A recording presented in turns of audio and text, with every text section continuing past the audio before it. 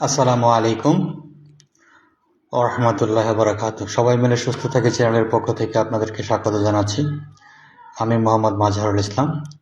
যে প্রোডাক্টটি নিয়ে কথা বলবো তা হলো ফেনুলিক। মূল গ্রুপের নাম হচ্ছে ফেবুক্রেকটাস INN। এটি বাজারজাত করেছেন হেলথ কেয়ার ফার্মাসিউটিক্যাল। এটির 40 মিলিগ্রাম পাওয়ার। এর কাজ কি? মূলত এটা আমাদের শরীরের জন্য যেভাবে কাজ করে তা হলো, প্রথমত হচ্ছে রক্ত স্বল্পতা। শরীরের আয়রনের অভাবে রক্ত কমে যায়, সেটাকে পূরণ করে দেয়। এবং গর্ভ অবস্থায় মা ও শিশুর অতিরিক্ত আয়রন ও ফলিক অ্যাসিডের প্রয়োজন হয়, তাহার ব্যাকআপ দেয়। ব্যাকআপ বলতে তাহাকে উৎপাদন করতে বৃদ্ধি করে, সেটা উৎপাদন করে বাড়িয়ে দেয়।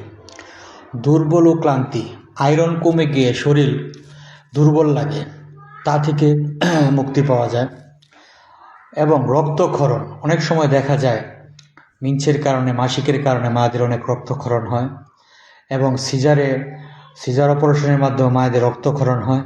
সেই জটিলতার কারণে এটাকে রক্ত বৃদ্ধি করতে সাহায্য করে এবং রক্ত পূরণ করতে সাহায্য করে। এবং শিশুদের পুষ্টি বৃদ্ধিতে সাহায্য করে। অনেক সময় দেখা যায় জয়েন্ট পেনে যে ব্যথাগুলি হয়, পা ফুলে যায়, এটাতেও আপনি উপকার পাবেন। রক্তের ইউরিক অ্যাসিড বেড়ে গেলে আপনি এই ওষুধ প্রোডাক্টটি ব্যবহার করতে পারবেন। কিডনিতে ইউরিক অ্যাসিড জমা থাকলে এই ইউরিক অ্যাসিডের মাধ্যমে আপনার এটা অপসারণ করা যায়। আসলে ওষুধটা অত্যন্ত রেয়ার, অত্যন্ত প্রয়োজনীয়। আমি যে ওষুধগুলোর কথা বলে থাকি, প্রতিটি ওষুধ আপনারা ডাক্তারের পরামর্শ অনুসারে ওষুধ খাবেন। এটার ডোজ হচ্ছে, আমি একসময় একটা কথা বলে থাকি, ডোজ কখনো নির্দিষ্ট করে বলা সম্ভব হয় না, কারণ ওজন এবং বয়স ভেদে ডোজ নির্ধারণ করা যায়। প্রাপ্তবয়স্ক লোক প্রতিদিন একটা করে খেতে পারবে, প্রতিদিন একটা করে 1 মাস।